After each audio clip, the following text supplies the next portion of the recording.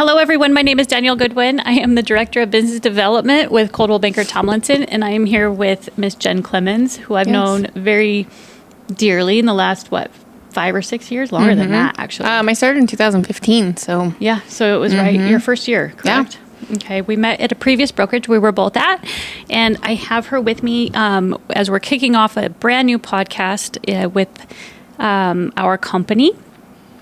Getting started and just getting to know agents, and it is called Real Life and Listings. Yes. Behind the scenes of everything that we're going to do here. I'm excited to be here. Thank you. Yeah, very much so. Thank you for being here. Tell me a little bit about yourself.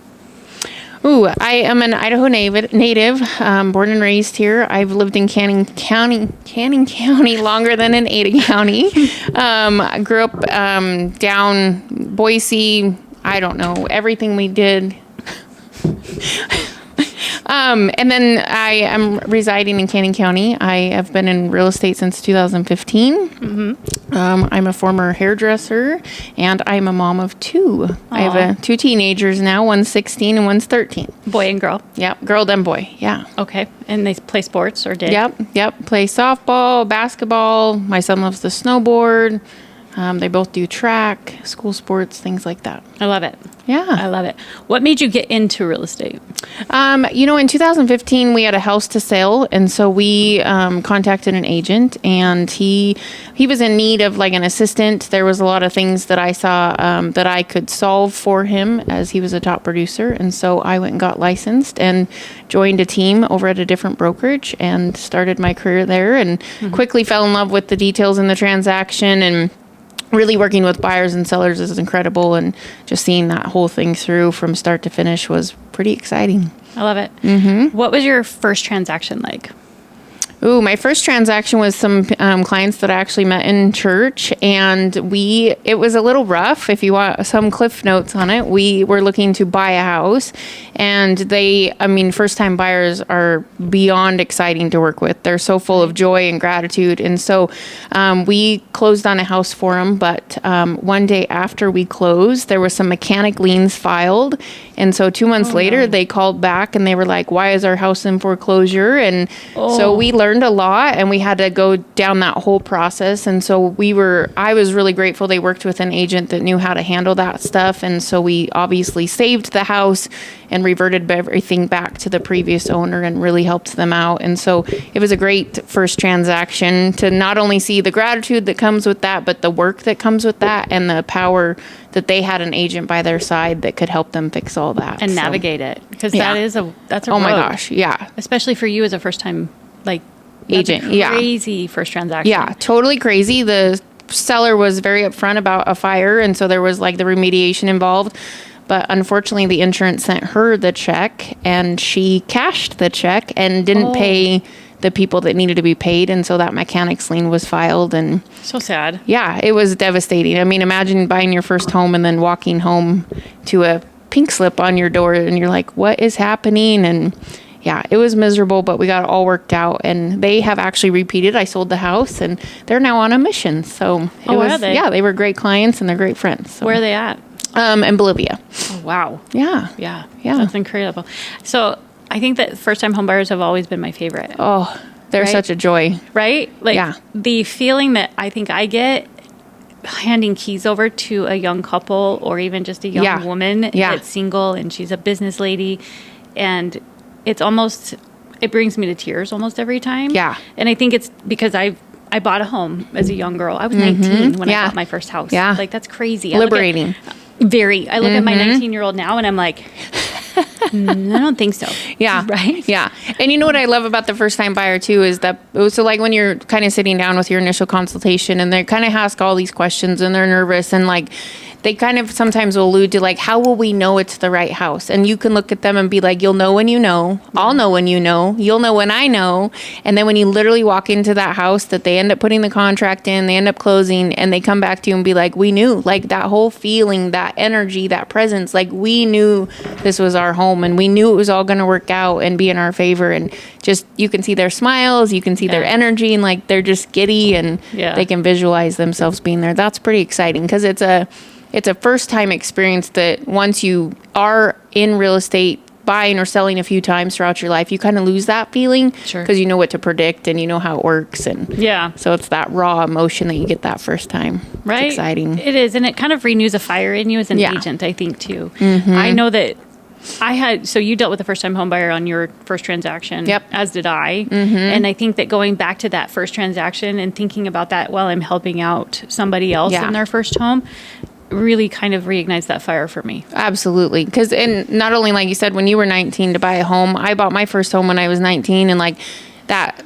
empowerment that comes with that, and then you step into a first-time buyer that's at a different stage, married, single, retired even, like sometimes they've never bought a home and this is their first time, just that different stage of life, walking into that process with them is really exciting to hear their life story and how they got here and why they're here and what makes them grateful to be there. Yeah, I agree. Tell me about your favorite thing during a transaction besides getting your check.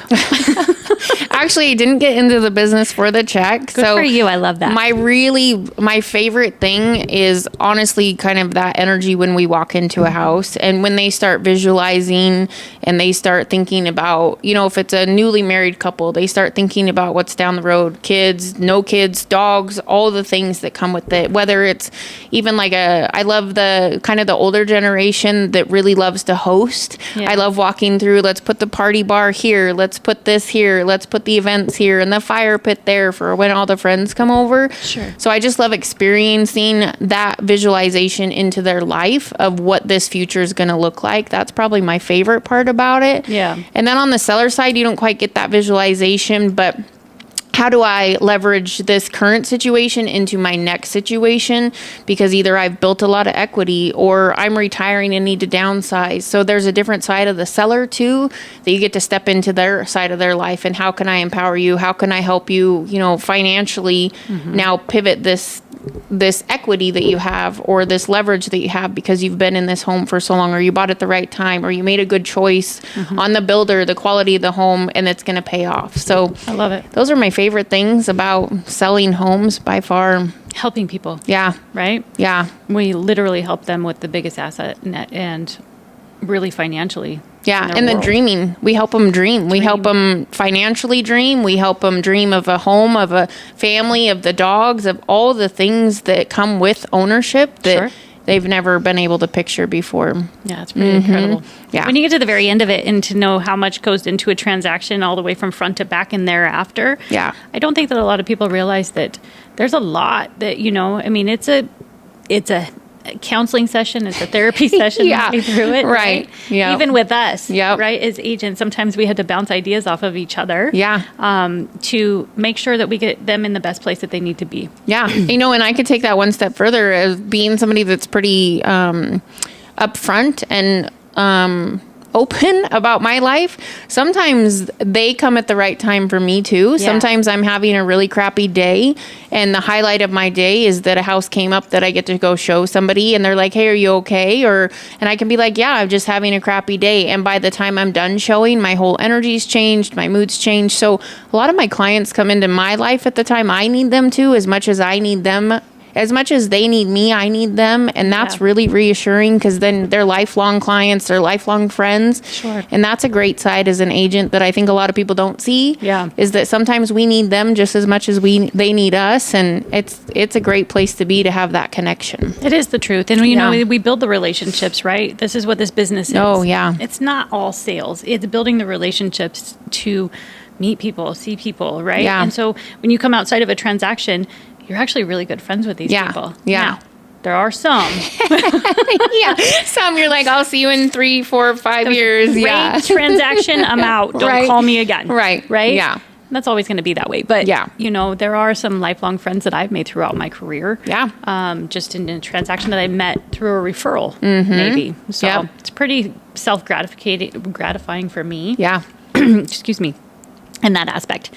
Talk to me about how you made it to Coldwell Banker. Oh, yeah. So a few months ago, I reached a point where I had a partnership that I needed to terminate. And so I was lucky enough in that to have a mindset of how do I want to pivot and restructure my brand and what would that look like? What are the tools that I need? What's the community look like that I need? What's the aesthetics that I need? Sure. So I chose Coldwell Banker because not only is there a beautiful location, a lot of tools that I didn't have prior. And so I've got, the ACEs, I've got those women that will support me and do whatever I need help with. I've got a great spot where I have an office. I love that. And two, if I had to meet people here, it's a beautiful presentation to invite people in to be professional. Yep. The office meetings are outstanding. There's a visualized presentation. I can zoom in if I'm running late or if I've got to redirect, county to county and something like that if it's not worth my time to get here. And the community, I really wanted to be more involved and have a place to go, and if I didn't show up that people would miss me. And so because we get so mundane, we get so caught up in our daily stuff that sometimes we need accountability. We need to be like, hey, you're not coming in, are you okay? What can I do to help you pivot? What are you needing help with? And so that was a big thing. And then now I'm finding out that there's so many other great things here, like client appreciation, agent appreciation, stuff like that. There's a lot of incentives as an agent that you can earn, and that's kind of a fun spot to be in. Yeah. I think, and you've heard me say it many, many times, that the culture here is bar none, probably the best. And that might sound a little cliche, but I truly believe that. Yeah. And I do believe it because we are family and we do care. Yeah. So I love that. Yeah. And as an agent, there's a lot of resources. If I do need help, we have the managing brokers, we have the broker, we have you, we have the ACEs. Like, it seems like if I have a question, I can walk 2 feet and find somebody that's willing to help, wants to help, and can help. 100%. 100%. I love it. Yeah. Talk to me about one nugget that you would tell one agent. A new agent. Oh, a new agent. Yes. To be successful. Yeah. So my biggest thing, I believe, is branding yourself, because we do live in a world where there's thousands of real estate agents. So why can you sell better than me? And to me, that means branding yourself. So like finding your core values, making your social media presence professional to a point of self expression, not just fitting the mold of what you think an agent should be, really standing true to who you are, and then leveling that up to a professional atmosphere and image. So I always know what I'm going to get, and my clients will always know what they're going to get with me. I have a 0 BS policy, and I'm very honest, and so those are core values that I always stand to. And so really structuring that when I first started was important, to be like, I'm going to go through this transaction with honesty. There's no BS. You're going to get what you get, if it's hard or good. And I am who I am. I look a certain way. I act a certain way.